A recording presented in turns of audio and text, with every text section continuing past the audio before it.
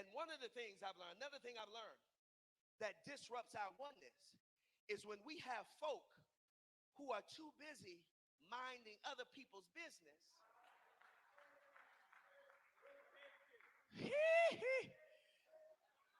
People who get an A in your life while they flunk their own lives.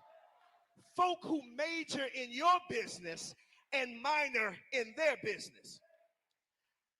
The problem is there were some folk who wanted to make sure that everybody was circumcised. You all do know what circumcision is. That is a procedure that happens in the male genitalia area, right?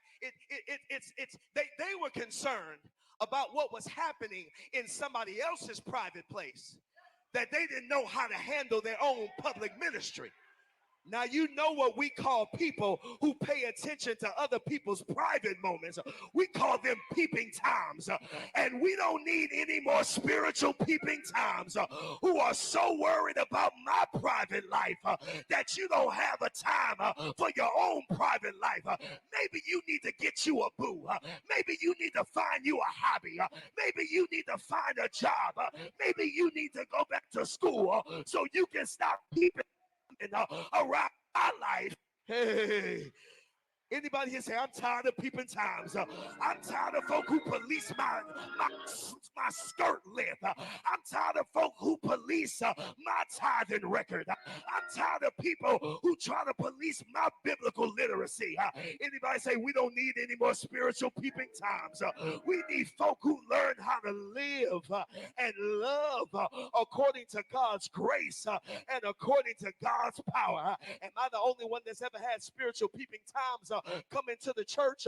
Spiritual peeping times who hop in your DMs, spiritual peeping times who don't understand the grace of an ever-living, ever-loving, ever-present, ever-creative God.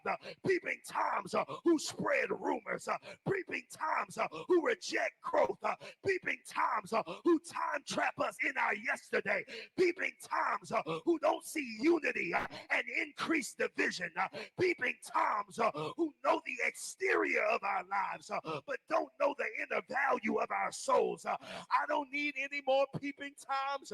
We need some folk that can say, I came to love you in spite of what you wear, in spite of how you had those kids, in spite of how long it took you to get married, in spite of what you posted on social media, because by the grace of God, am I talking to anybody in the building today that can say, but by the grace of God, there go I, and you can close your eyes because I'm going to live in the fullness of God's amazing grace.